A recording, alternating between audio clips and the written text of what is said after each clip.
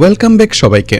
Silo season 1 এর সেই thrilling ক্লাইম্যাক্সের কথা নিশ্চয়ই আপনাদের মনে আছে, যেখানে জুলিয়েটকে সাইলোর বাইরে ক্লিনিং এর জন্য পাঠানো হয়েছিল, কিন্তু সবাই ভেবেছিল সে হয়তো মারা যাবে। ঠিক তখনই সে সবাইকে অবাক করে দিয়ে হাঁটতে হাঁটতে পাহাড়ের উপরে হারিয়ে যায়। পুরো সাইলোর রহস্য এখানে এক ধাক্কায় মোড় নিয়েছিল। সেখান থেকে শুরু হয় সাইলো সিজন 2। আপনারা যারা সিজন 1 এর ভিডিওটি পছন্দ করেছিলেন তাদের জন্য আজ নিয়ে এলাম সাইলো সিজন 2 এর সম্পূর্ণ কাহিনী একদম সহজ ও বিস্তারিত বাংলায়। তো চলুন আর দেরি না করে মূল গল্পে ঢুকে পড়া যাক। প্রথম পার্টের পর জুলিয়েট অন্য একটি ডেড সাইলোতে গিয়ে পৌঁছায়, আর এটি হলো সাইলো 17। বেশ কয়েক বছর আগে সাইলো 17 এর ভেতরে আইটি এবং মেকানিক্যালের মধ্যে একটি যুদ্ধ হয়েছিল, যেখানে মেকানিক্যাল জিতে গিয়েছিল। আর সেই সময়কার আইটি হেড রাসেল তাদের বলেছিল যে বাইরে যাওয়া নিরাপদ, কিন্তু বাইরে যাওয়ার পর সবার মৃত্যু হয়। যাই হোক, জুলিয়েট সাইলো 17 এর ভেতরে প্রবেশ করে, আর এই সব কিছু বার্নার্ড জুলিয়েটের হেলমেটে লাগানো ক্যামেরার সাহায্যে দেখছিল, কিন্তু হঠাৎ করেই তার কানেকশন বিচ্ছিন্ন হয়ে যায়। এখন এটি বোঝার জন্য বার্নার্ড অর্ডার বুক চেক করেছে সাইলোতে যদি কখনো এমন পরিস্থিতি তৈরি হয় তাহলে তার কি করা উচিত। অর্ডার বুকে লেখা ছিল যে যদি কেউ ক্লিনিং না করে তবে যুদ্ধ শুরু হয়ে যেতে পারে, এবং বাস্তবিকই তেমনটা হওয়া শুরু হয়ে যায়।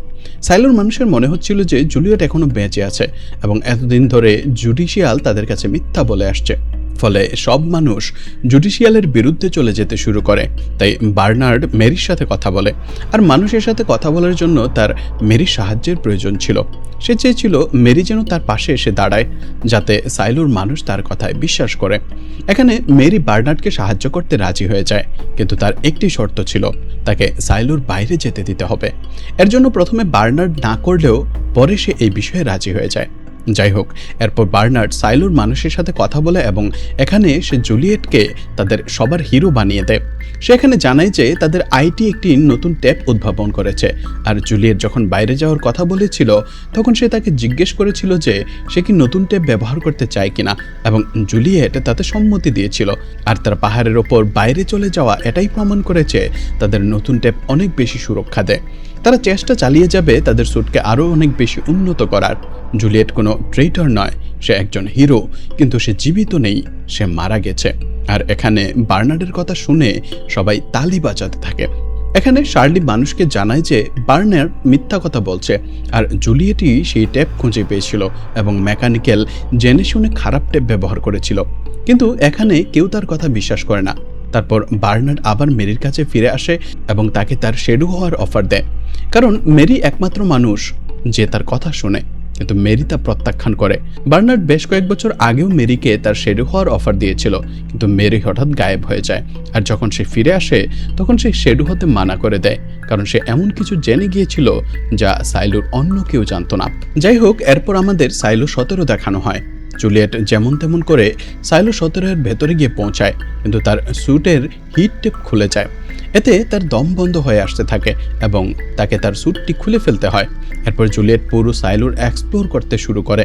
তখন সে একটি বিষয় লক্ষ্য করে যে অন্যদিকে আলো জ্বলছে এবং সেখানে সে কিছু মিউজিকের শব্দ শুনতে পায়। শব্দটি অনুসরণ করে সে একটি ভল্টের কাছে যায়, যা ভেতর থেকে লক করা ছিল, আর সেখানে একজন লোক ছিল যার নাম ছিল সোলো। সোলো জুলিয়েটকে বলে যে এখানে মোট 50টি সাইলো রয়েছে এবং এটি হলো সাইলো 17।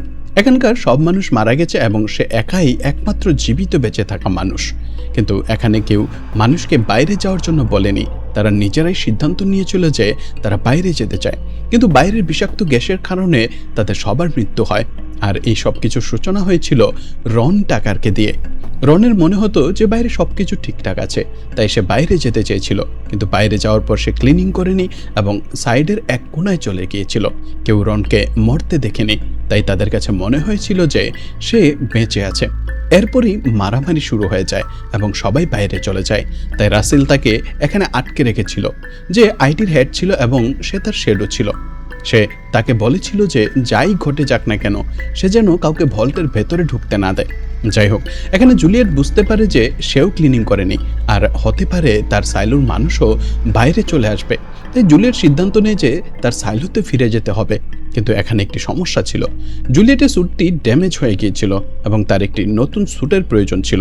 এখন এখানে জুলিয়েট সোলোকে বলে যে যখন তাকে বাইরে পাঠানো হয়েছিল তখন সে ক্লিনিং করেনি, জুলিয়েট বলে যে যখন মানুষ ক্লিনিংয়ের জন্য বাইরে যায় তখন তাদের প্রি রেকর্ডেড দৃশ্য দেখানো হয়, যা তারা বাকি মানুষকে জানাতে চায় যে বাইরে আসলে দেখতে কেমন। সে তা করেনি কারণ সে জানতো যে রেকর্ডিং সে দেখছিল তা অন্য কারো ক্লিনিকের দৃশ্য ছিল। যখন সে বাইরে গিয়েছিল তখন সে পাখিদের উঠতে দেখছিল, কিন্তু তা হুবহু একই রকম ছিল যেমনটা সে ফুটেজে দেখেছিল। তাই সে বুঝে গিয়েছিল যে সে যা দেখছে তা সবই মিথ্যা, আর সে কারণেই সে ক্লিনিং করেনি এবং সোজা হেঁটে চলে এসেছিল। যাই হোক, এখানে সোলো জুলিয়েটকে বলে যে ফায়ার ফাইটারদের কাছে হেলমেট এবং স্যুট আছে, কিন্তু সেগুলো পানির নিচে আটকে আছে। জুলিয়েটের মনে হয় যে সে পানির নিচে গিয়ে ফায়ার ফাইটারদের রুম পর্যন্ত পৌঁছাতে পারবে, কিন্তু তার এমন কিছু বানাতে হবে যা নিচে পর্যন্ত বাতাস পৌঁছে দিতে পারে। তাই জুলিয়েট এখন সোলোর কাছে সাহায্য চায়। প্রথমে সোলো বাইরে আসতে মানা করলেও পরে সে জুলিয়েটকে সাহায্য করতে রাজি হয়। তারপর তারা দুজন মিলে পানির নিচে যাওয়ার জন্য প্রয়োজনীয় সব সরঞ্জাম সংগ্রহ করতে শুরু করে। এরপর তারা দুজন একটি ক্লাসরুমে আসে। সেখানে সোলো তার এক বন্ধুর কিছু জিনিসপত্র খুঁজে পায়, যে ক্লাসে ঠিক তার সামনে বসত। আর এখানে তারা একটি হারমোনিয়াম পায়, যা সোলো বাজাতে শুরু করে। তখনই জুলিয়েট লক্ষ্য করে যে সেটিতে একটি পাম্প লাগানো আছে, যা বাহির থেকে বাতাস টেনে নিয়ে সেটিকে মিউজিক বা সঙ্গীতে রূপান্তর করে। আর ঠিক এমনই একটি পাম্প তারও প্রয়োজন ছিল, যা বাতাসকে অন্যদিকে ঠেলে দিতে পারে। তাই জুলিয়েট পাম্পটি ব্যবহার করে সেটিকে একটি পাইপের সাথে যুক্ত করে দেয় এবং তারপর পানিতে নামার প্রস্তুতি নেয়। যদিও সে কিছুটা ভয় পাচ্ছিল, তাই সে সোলোকে বলে যে যতক্ষণ না সে পানি থেকে বাইরে বের হয়ে আসছে ততক্ষণ যেন বাতাস পাম্প করতে থাকে। তারপর জুলিয়েট দড়িতে একটি ওজন বেঁধে নেয় এবং পানিতে লাফ দেয়। তারপর জুলিয়েট যেমন তেমন করে অন্যদিকে পৌঁছায় এবং অবশেষে একটি স্যুট পেয়ে যায়। অন্যদিকে সাইলো 18-তে রেডাররা টেডিকে ধরে ফেলে, কারণ সে সাইলোর দেয়ালে লিখছিল জুলিয়েট বেঁচে আছে। এরপর আমাদের মেরি এবং বার্নার্ডকে একসাথে কথা বলতে দেখানো হয়। এখানে মেরির মনে সন্দেহ জাগে যে জুলিয়েটের মতো একটি মেয়ে কি সত্যি নিজে থেকে বাইরে যাওয়ার কথা বলবে, কিন্তু বার্নার্ড বলে যে জুলিয়েট নিজেই বলেছিল সে বাইরে যেতে চায়। তবে মেরির মনে হয় বার্নার্ড তার কাছে মিথ্যা বলছে, তাই মেরি পলকে এই বিষয়টি তদন্ত করার জন্য বলে। এরপর পল এক নারী রেডারকে জিজ্ঞাসাবাদ করে যে জুলিয়েট কাস্টডিতে নেয়ার আগে কি বলেছিল। তারপর পল মেরিকে জানায় যে সেই 5 জন মানুষের সাথে কথা বলেছে এবং তাদের মধ্যে 4 জন বলেছে যে সে বাইরে যেতে চেয়েছিল, কিন্তু 5ম জন বলেছে যে সে কেবল তার কাজ করছিল এবং সে জানায় বাকিরা বলছে সে বাইরে যাওয়ার কথা বলেছিল। কিন্তু যখন তারা জুলিয়েটকে সিঁড়ি দিয়ে নিয়ে যাচ্ছিল তখন জুলিয়েট তাকে বলেছিল যে সে এমন কিছুই বলেনি। ইতিমধ্যে সিমস প্যাট্রিকের কাছে আসে। প্যাট্রিক এখানে সিমসকে কিছুই বলতে মানা করে দেয়। তখন সিমস তার সাথে একটি ডিল করে যে তার কাছে এমন একটি ড্রাগ আছে যা দিয়ে সে পেছনের 20 বছরের সমস্ত স্মৃতি মুছে যাবে এবং সেই পরিস্থিতিতে পৌঁছে যাবে যখন সে প্রথম ডোরির সাথে দেখা করেছিল, কিন্তু বিনিময়ে তাকে তার জন্য কাজ করতে হবে। এদিকে শার্লি টেডকে মুক্ত করতে যাচ্ছিল, তখনই নক্স এবং হ্যাক তাকে থামানোর চেষ্টা করে এবং তাদের মধ্যে হাতাহাতি শুরু হয়ে যায়। তখনই মাঝখান থেকে প্যাট্রিক তাদের উপর একটি ফায়ার বোম ছুড়ে মারে। রেডারদের মনে হয় এটি কুপার করেছে এবং তারা তাকে গুলি করে দেয়, যার ফলে কুপারের মৃত্যু হয় এবং এতে প্যাট্রিকও আহত হয়। এখন এই ঘটনায় শার্লি অনেক বেশি আঘাত পায় এবং সে নক্সকে বলে যে সে তাদের কেন সেটি করতে দিচ্ছে না যারা তা করতে চায়। নক্স বলে সেও সত্যটা জানতে চায়, কিন্তু সে যেভাবে করছে সেভাবে তারা করতে পারে না। নক্স বলে যে ছোটবেলায় ডিপ ডাউনের দেয়ালে তারা কিছু নাম পেয়েছিল, তারা জানতো না তার অর্থ কী, কিন্তু এখন তার মনে হয় সে তা খুঁজে বের করতে পারবে। তারপর নক্স শার্লিকে ডিপ ডাউনে নিয়ে আসে এবং তাকে দেয়ালে লেখা জিনিসগুলোর ব্যাপারে বলে। এতে সমস্ত বিদ্রোহীদের নাম লেখা ছিল এবং এখানে নক্স জানায় যে এ পর্যন্ত যতগুলো বিদ্রোহ হয়েছে তার মধ্যে বেশিরভাগ বিদ্রোহ মেকানিক্যাল থেকেই হয়েছে এবং প্রতিবার মেকানিক্যালি সাইলুর বিরুদ্ধে গেছে, কারণ তারা সাইলু বন্ধ করে দিতে পারে, আর এমনটা বহুবার ঘটেছে। তারপর তারা দুজন সিদ্ধান্ত নেয় যে তারা গিয়ে জাজ মেরির সাথে কথা বলবে, কারণ তার কথা সাইলোতে সবাই মানে। এরপর জাজ মেরি তাদের দুজনের সাথে কথা বলতে রাজি হয়ে যান, কিন্তু এই বিষয়টি সিমস এবং বার্নার্ডের পছন্দ হয় না এবং তারা এটাও জানতে পারে যে মেরি লুকাসকে পুনরায় তার বক্তব্য রাখার সুযোগ দিয়েছে। যাই হোক, পল এবং হ্যাক কুপারের মৃত্যুর তদন্ত করতে নিচে মেকানিক্যালে আসে, যেখানে হ্যাক পলকে জানায় যে কুপার মারা গেছে এবং এক ব্যক্তি আহত হয়েছিল যার বুকে গুলি লেগেছিল। পরে তাদের দুজনকে নিয়ে যেতে জুডিশিয়ালের লোক এসেছিল, কিন্তু তারা মানা করে দিয়েছিল। তারপর তারা দুজন কুপারের লাশ দেখতে ল্যাবে পৌঁছায় যেখানে তারা জানতে পারে যে কুপারের বডি এবং সেই আহত লোকটিকে জুডিশিয়াল নিজেদের সাথে নিয়ে গেছে। আর সেই দ্বিতীয় আহত ব্যক্তিটি হলো প্যাট্রিক, যাকে সিমস নিজের সাথে নিয়ে গেছে। এরপর আমাদের সিমস এবং তার স্ত্রী কামিলকে কথা বলতে দেখানো হয়। কামিল জানায় যে মেরি যখন জুডিশিয়ালে ছিল তখন তার মাথা অনেক তীক্ষ্ণ ছিল এবং সে চাইলে পুরো সাইলও নিয়ন্ত্রণ করতে পারত, কিন্তু হঠাৎ করে সে নেশায় বুঁদ হয়ে নিজের ঘরে থাকতে শুরু করে এবং এই বিষয়টি সে আজ পর্যন্ত বুঝে উঠতে পারেনি। এখানে সিমস বুঝে যায় যে তার সাথে নিশ্চয়ই এমন কিছু ঘটেছে, এমন কিছু যা পুরো সাইলও কাঁপিয়ে দিতে পারে এবং সে সেই জিনিসটি নিয়ন্ত্রণ করতে পারছিল না। সিমস বলে যে মেরি জাজ হওয়ার যোগ্য নয় এবং মানুষের স্বাক্ষর নিয়ে তাকে সরিয়ে দেওয়া উচিত। কামিল বলে যে এমনটা করার প্রয়োজন নেই, তাকে কেবল উস্কে দিতে হবে যে যেন সে বার্নার্ডের উপর রাগ করে আর বার্নার্ড নিজেই তাকে সরিয়ে দেবে। অন্যদিকে লুকাস মেরির সাথে দেখা করতে পৌঁছায়। মেরি যখন তার গবেষণার ব্যাপারে জিজ্ঞেস করে, লুকাস জানায় যে তাদের গ্রহ সূর্যের চারপাশে ঘুরে, যার কারণে দিন এবং রাত দেখতে পাওয়া যায়। কিন্তু মেরি এসব আগে থেকেই জানতো এবং মেরি লুকাসের সাজা 5 বছরের জন্য কমিয়ে দেয়। তখনই মেরি বাইরে থেকে কিছু আওয়াজ শুনতে পায়, যেখানে বহু মানুষ তাকে জাজের পদ থেকে সরিয়ে দেওয়ার দাবি জানাচ্ছিল। বার্নার্ড দেখে যে প্রচুর মানুষ মেরির বিরুদ্ধে চলে গেছে, কিন্তু সে জানতো না যে এই সব কিছু সিমসের কাজ। বার্নার্ড মেরিকে বলে যে মানুষ তার মেকানিক্যাল ডিপার্টমেন্টের লোকদের সাথে দেখা করতে ভয় পাচ্ছে এবং এই জিনিসটি তাদের অর্ডার বুকের বিরুদ্ধে। মেরি বলে তারা শুধু বাইরে গিয়ে জুলিয়েটের ব্যাপারে সত্যতা জানাতে চায়, আর সে কেবল একটি ভালো টিম চায় যা একটি ভালো স্যুট বানিয়ে বাইরে জিনিসপত্রের সন্ধান করতে পারে। তারপর বার্নার্ড সন্ধ্যায় মেরিকে তার বাড়িতে নৈশভোজের জন্য আমন্ত্রণ জানায়। সামনে মেরি ডিনারের জন্য বার্নার্ডের কাছে আসে এবং তারা দুজন ডিনার করে। তখনই মেরির অদ্ভুত অনুভূতি হতে শুরু করে এবং সে বুঝতে পারে যে তার খাবারে বিষ দেওয়া হয়েছে। এখানে বার্নার্ডের প্ল্যান ছিল যে এর দোষে মেকানিক্যালের উপর চাপিয়ে দিয়ে পুরো সাইলোকে তাদের বিরুদ্ধে করে দেবে। এখানে মারা যাওয়ার আগে মেরি বার্নার্ডকে জানায় যে জুলিয়েটের হার্ড ডিস্কে বিদ্রোহীদের কিছু কথাবার্তা ছিল যা কোডিং ভাষায় ছিল, কিন্তু সে তাকে তা বলতে পারবে না। আর সে কারণেই 25 বছর আগে যখন সে তাকে তার শ্যাডো বানানোর প্রস্তাব দিয়েছিল তখন সে তা মানা করে দিয়েছিল। আর তারপর এখানে মেরি বার্নার্ডকে তার শেষ ইচ্ছার কথা জানায় যে সে ক্যাফেটেরিয়াতে গিয়ে বাইরের পৃথিবীকে শেষবারের মতো দেখতে চায়, কিন্তু বার্নার্ড তা করতে পারত না। তাই বার্নার্ড একটি ভিআরের সাহায্যে মেরিকে শেষবারের মতো বাইরের পৃথিবী দেখায়। মেরি বলে তারা এত সুন্দর পৃথিবীকে কিভাবে হারিয়ে ফেললো, আর তারপর সে মারা যায়। এরপর এখানে আমাদের দেখানো হয়েছে নক্স এবং বাকিরা মেরির সাথে দেখা করতে পৌঁছায়, কিন্তু কিছু লোক তাদের থামানোর চেষ্টা করে। তবে তারা জানায় যে তারা যদি এমন কিছু করার চেষ্টা করে তবে তারা জেনারেটর বন্ধ করে দেবে। আর এখানে কার্লা তার ব্যাগ থেকে একটি বল বের করে নিচে ফেলে দেয়, যার ফলে জেনারেটর বন্ধ হয়ে যায় এবং পুরো সাইলোর আলো চলে যায়। এখানে বার্নার্ড এসে বলে যে তারা যেন আলো জ্বালিয়ে দেয়, তাহলে সে তাদের মেরির সাথে দেখা করতে দেবে। এরপর শার্লি এবং নক্স ভেতরে যায় এবং ভেতরে গিয়েই তারা দেখে যে মেরি আগেই মারা গেছে। নক্স বুঝতে পারে যে এই সব কিছু সিমস এবং বার্নার্ডের কাজ এবং তারা একটি ট্র্যাপে পড়ে গেছে। তারপর তারা দুজন শান্তভাবে বাইরে আসে এবং মার্থা ও কার্লাকে নিয়ে পালিয়ে যায়। এরপর বার্নার্ড মানুষকে এসে জানায় যে মেরি মেকানিক্যালের লোকদের সাথে দেখা করেছিল এবং তারা ইয়ারলক খুলতে চেয়েছিল, কিন্তু মেরি সবার মঙ্গল চেয়েছিল তাই সে মানা করে দিয়েছিল, আর সে কারণেই তারা তাকে মেরে ফেলেছে। মেরি তাদের জন্য নিজের জীবন দিয়েছে, তাই তাদের যে কোনো মূল্যে সেই লোকেদের শাস্তি দিতে হবে। আর তারপর সব মানুষ নক্স এবং বাকিদের ধরার জন্য তাদের পেছনে লেগে যায়। নক্স এবং বাকিরা জানতো যে তারা সরাসরি নিচে যেতে পারবে না, তাই কার্লা তার এক বন্ধুর কাছে নিয়ে আসে যে তাদের অন্য পাশ দিয়ে নিচে পৌঁছে দিতে পারত। তার নাম ছিল চ্যাড। চ্যাড এখানে সবাইকে নিচে পাঠাতে রাজি হয়ে যায়, কিন্তু বিনিময়ে তার জুলিয়েটের কোনো একটি জিনিস চাই। যেহেতু জুলিয়েট মার্থার সাথে বড় হয়েছিল তাই তার কাছে জুলিয়েটের অনেক জিনিসপত্র ছিল। মার্থা চ্যাডকে জুলিয়েটের একটি জিনিস দেয়, তখনই সেখানে গার্ডরা পৌঁছে যায়। চ্যাড আগেই গার্ডদের তথ্য দিয়ে রেখেছিল, তবে নক্স এবং বাকিরা সেখান থেকে কেটে পড়ে। এরপর কার্লা মার্থাকে বলে যে সে গত 25 বছর ধরে ঘরের ভেতরে বন্দী ছিল, তাই বাইরে তাকে কেউ চেনে না। এখন এই জিনিসটি তার কাজে আসবে, তাই সে যে কোনো জায়গায় যাওয়া আসা করতে পারবে এবং তাকে কেউ চিনবে না।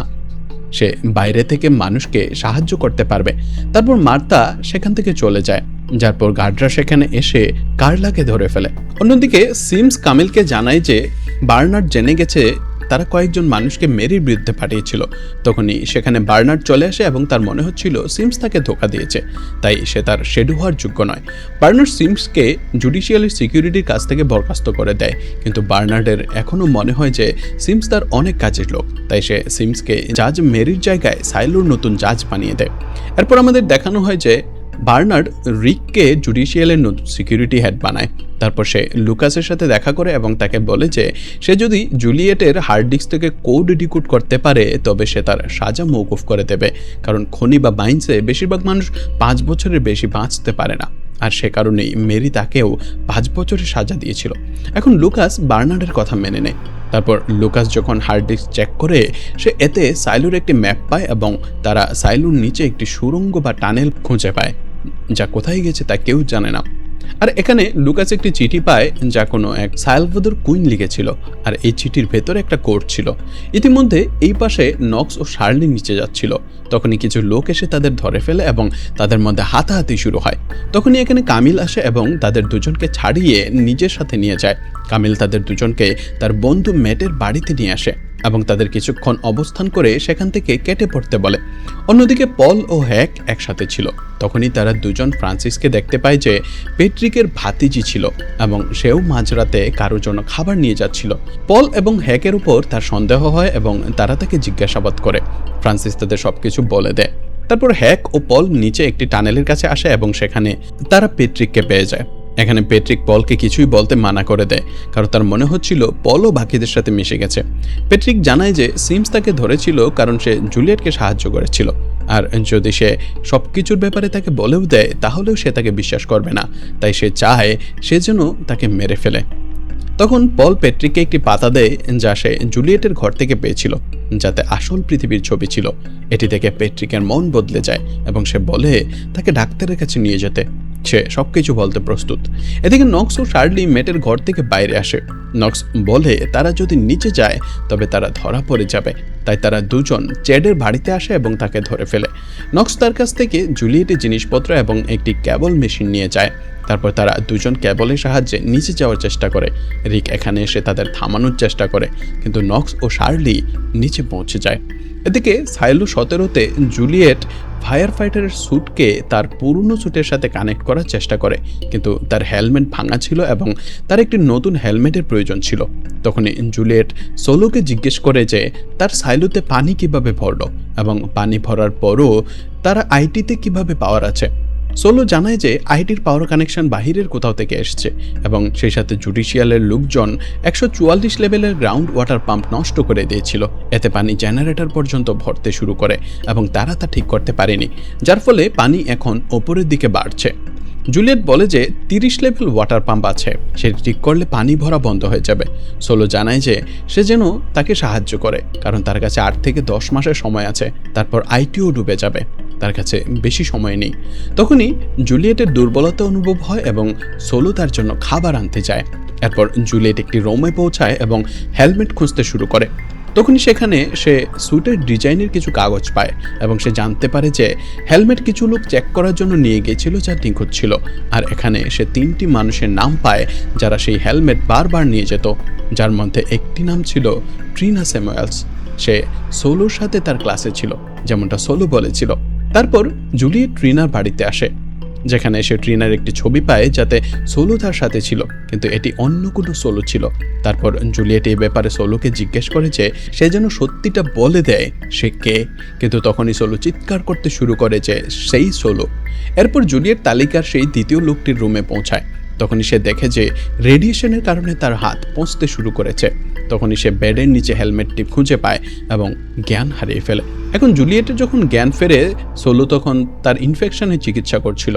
এখন জুলিয়েটকে তার স্যুট পরে সাইলোর বাইরে যেতে হবে, কিন্তু সোলো জুলিয়েটকে জানায় যে তার স্যুট রেডি আছে, তবে তা আসলে তার কাছে আছে এবং আগে তাকে নিচে গিয়ে পাম্পটি ঠিক করে দিতে হবে। এরপর আমাদের দেখানো হয় যে সাইলো 18-তে বার্নার্ড 130 লেভেলের নিচে ব্যারিকেড লাগিয়ে দেয় এবং সেই সাথে মেকানিক্যালের লোকদের ফুড সাপ্লাইও বন্ধ করে দেয়, এই ভেবেছে এতে মেকানিক্যালের লোক খুব বেশি দিন না খেয়ে থাকতে পারবে না। মেকানিক্যালে বিশৃঙ্খলা বাড়বে আর তারা নিজেরাই জাজ মেরিকে খুন করে মেরে ফেলবে অথবা ধরে তাদের হাতে তুলে দেবে। ইতিমধ্যে নক্স ও শার্লি জানতে পারে যে জুডিশিয়াল তাদের খাবার বন্ধ করে দিয়েছে।